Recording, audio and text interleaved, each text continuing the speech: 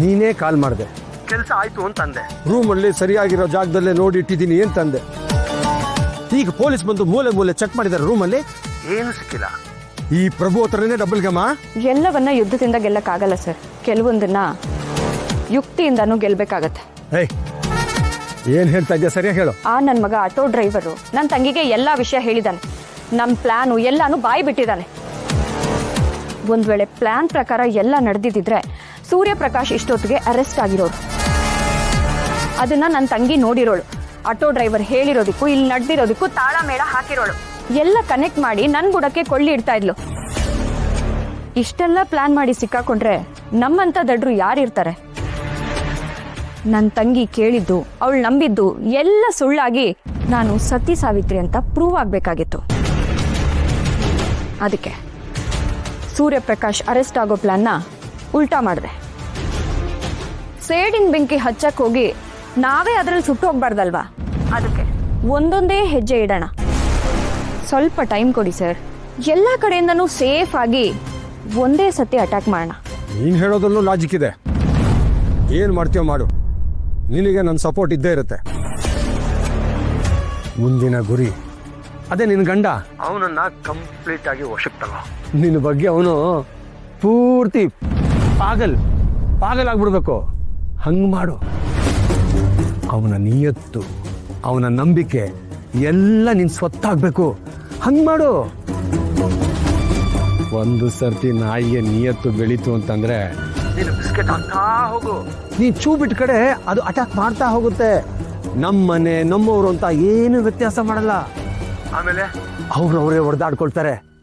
ನಮ್ ಕೆಲ್ಸ ಆಗುತ್ತೆ. ವಿನಯ್ನ ಫಸ್ಟ್ ಬುಟ್ಟಿಗೆ ಹಾಕೋ. ಅರ್ಥ ಆಯ್ತು ಸರ್, ಎಲ್ಲ ನಾನು ನೋಡ್ಕೋತೀನಿ.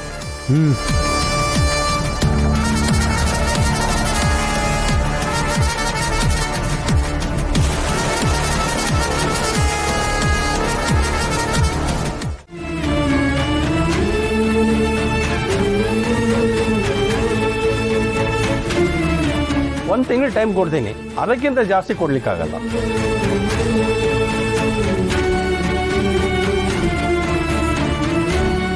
ಹಲೋ, ಬನಶಂಕರಿ ಬರ್ತೀರಾ?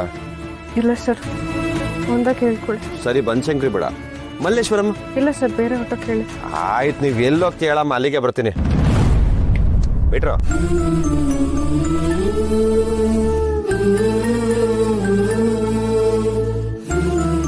ನೀನು ಏನ್ ವಿಷಯ? ಏನ್ ವಿಷಯ ಇದ್ರೆ ಮಾತ್ರ ಬರ್ಬೇಕಾ? ಇಲ್ಲಂದ್ರೆ ತಮ್ಮ ದರ್ಶನ ಕೊಡಲ್ವಾ ನೀವು? ಸುಮ್ಮನೆ ತಲೆ ತಿನ್ಬೇಡ. ಯಾಕೆ, ಏನಾಯ್ತು? ಯಾಕೋ ಹವಾಮಾನ ತಾಪಮಾನ ಎಲ್ಲ ಬದಲಾದಂಗಿದೆ. ಒಳ್ಳೆ ಆಕಾಶನೇ ಆಟೋ ಮೇಲೆ ಬಿದ್ದಲ್ ತರ ನಿಂತಿದ್ಯಾ. ನಿಮ್ಗೇನು ಬಿಡಪ್ಪ, ನೀವೆಲ್ಲರೂ ದೊಡ್ಡ ಮನುಷ್ಯರು. ನಿಮ್ಗೆ ಕೈಗೊಬ್ರು ಕಾಲ್ಗೊಬ್ರು ಇರ್ತಾರೆ. ನಮ್ಮಂತ ಮಿಡಲ್ ಕ್ಲಾಸ್ ಜನಕ್ಕೆ ಹಾಗಲ್ವಲ್ಲ. ಹೇಳ್ಕೊಳಕ್ ಆಗದರಷ್ಟು ಪ್ರಾಬ್ಲಮ್ಸ್ ಇರುತ್ತೆ. ನಿಮ್ಗೆ ಅದೆಲ್ಲ ಅರ್ಥ ಆಗಲ್ಲ, ಸುಮ್ಮನೆ ಇರು. ಸರಿ ಆಯ್ತು, ಐಸ್ ಕ್ರೀಮ್ ಕೊಡಿಸ್ತೀನಿ ಬಾ. ಅವಾಗ್ಲಾದ್ರೂ ಕೂಲ್ ಆಗ್ತೀಯಾ? ನಾನು ದುಡ್ಡಲ್ಲೇ ಕೊಡಿಸ್ತೀನಿ ಬಾಮ. ಸುಮ್ಮನೆ ಅದೆಲ್ಲ ಏನೂ ಬೇಡ, ನೀನ್ ಹೋಗು. Cool down, cool. ಈಗ ನಾನು ಹೇಳೋ ವಿಷಯ ನೀನ್ ಕೇಳಿದ್ರೆ ಈ ಡಬ್ಬ ತರ ಇರೋ ಮೂಡು ಪಕ್ಕ ಫುಲ್ ಖುಷಿ ಆಗ್ಬಿಡುತ್ತೆ. ಆಮೇಲೆ ನೀನೇ ನನಗೆ ಐಸಿಂಗ್ ಬಿಡಿಸ್ತೀಯ. ಸರಿ, ಅದೇನು ಅಂತ ಹೇಳಿ. ಅದೇನು ಮುಖನ ಸೆಂಡ್ರಿಸ್ಕೊಂಡು ಕೇಳ್ತಿದ್ಯಾ ಏನು ಅಂತ? ಲೈಫಲ್ಲಿ ಜೋಶ್ ಇರಬೇಕು, ಎಕ್ಸೈಟ್ಮೆಂಟ್ ಇರಬೇಕು. ಓಕೆ, ಏನಿಲ್ಲ. ನೀನು ಅದಕ್ಕೆ ಹತ್ರ ಹೋಗಿ ಏನೋ ಹೇಳಿದ್ಯಾ, ಅದೇನು ಅಂತ ನನಗೆ ಗೊತ್ತಿಲ್ಲ. ಬಟ್ ಒಂದಂತೂ ಸತ್ಯ, ನೀನು ಮಾತಾಡಿರೋದ್ರಿಂದ ಅದಕ್ಕೆ ಚೇಂಜ್ ಆಗಿದ್ದಾರೆ. ಇವತ್ತು ಅದಕ್ಕೆ ವಿನಿಗೆ ಅವ್ರ ಕೈಯಾರ ಅಡಿಗೆ ಮಾಡಿ ಟಿಫನ್ ಬಾಕ್ಸ್ ಹಾಕಿದ್ದಾರೆ. ಅದಕ್ಕೆ ಮತ್ತೆ Vinay love story slow and ಸ್ಟಡಿಯಾಗಿ ಈಗ ಸ್ಟಾರ್ಟ್ ಆಗ್ತಿದೆ. ಅದೇ ನನಗೆ ಫುಲ್ ಖುಷಿ ಆಗ್ತಾ ಇರೋದು. ಅದು ಸಾಧ್ಯ ಆಗಿದ್ದು ನಿನ್ನಿಂದ. Thank you so much. ಅಕ್ಕ ಸ್ವಲ್ಪ ಹಾಗೆ ಶುರುನಲ್ಲೇ ಸ್ವಲ್ಪ ಅಡ್ಜಸ್ಟ್ ಆಗಲ್ಲ. ಅಡ್ಜಸ್ಟ್ ಆದ್ಮೇಲೆ ಸಮಸ್ಯೆನೇ ಇರಲ್ಲ.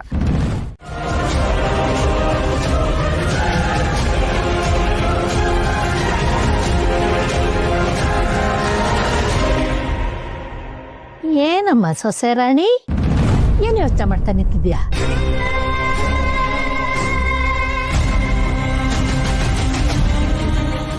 ಓ, ಪ್ರೀತಿಯಿಂದ ಕೊಟ್ಟ ಡಬ್ಬಿ ಮನೆ ಊಟ. ಹೆಂಡತಿ ಮಾಡಿರೋ ಅಡುಗೆ ಡಬ್ಬಿ ನಿನ್ನ ಕೈಲೇ ಇದೆ. ಯಜಮಾನ್ರು ತಕೊಂಡು ಹೋಗಿಲ್ವೇ? ತಕೊಂಡು ಹೋಗೋ ಥರ ಡ್ರಾಮಾ ಮಾಡಿ ಅಲ್ಲೇ ಬಿಟ್ಟು ಹೋಗಿದ್ದಾನೆ. ನನಗೆ ಈ ಟೈಮಲ್ಲಿ ಯಾರನ್ನ ಕಂಡ್ರೆ ಅಯ್ಯೋ ಅನ್ಸುತ್ತೆ ಗೊತ್ತಾ? ಯಶೋದನ್ ಕಂಡ್ರೆ. ಯಾಕೆ ಹೇಳು? ಮನೆ ದೇವ್ರಿಗೆ ಹರಕೆ ಹೊತ್ಕೊಂಡು ಈ ಮನೆಗೆ ಒಳ್ಳೇದಾಗಲಿ, ಎಲ್ಲ ಸಂಬಂಧಗಳು ಚೆನ್ನಾಗಿರಲಿ, ಯಾವ ಸಮಸ್ಯೆಗಳು ಬಾರದೇ ಇರಲಿ ಅಂತ ದೇವ್ರನ್ನ ಕೇಳ್ಕೊಳಕ್ ಹೋದ್ರೆ ಇಲ್ಲಿ ಎಲ್ಲ ಉಲ್ಟಾ. ನಾವು ಒಂದು ಕೇಳ್ಕೊಂಡ್ರೆ ದೇವ್ರ ಆಟ ಯಾರಿಗೆ ಗೊತ್ತಿರುತ್ತೆ ಹೇಳು? ಇದನ್ನ ಯಾರಿಗೆ ಸರಿ ಮಾಡೋದಪ್ಪ?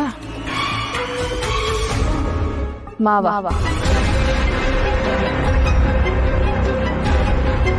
ಹೋಗ್ಲಿ ಬಿಡಮ್ಮ. ಇಷ್ಟೆಲ್ಲ ಆದ್ಮೇಲೆ ಅದನ್ನೆಲ್ಲ ಅವನಿಗೆ ಹೇಳಿ ಯಾಕೆ ಅವನ ಮನಸ್ಸನ್ನು ನೋಯಿಸೋದು?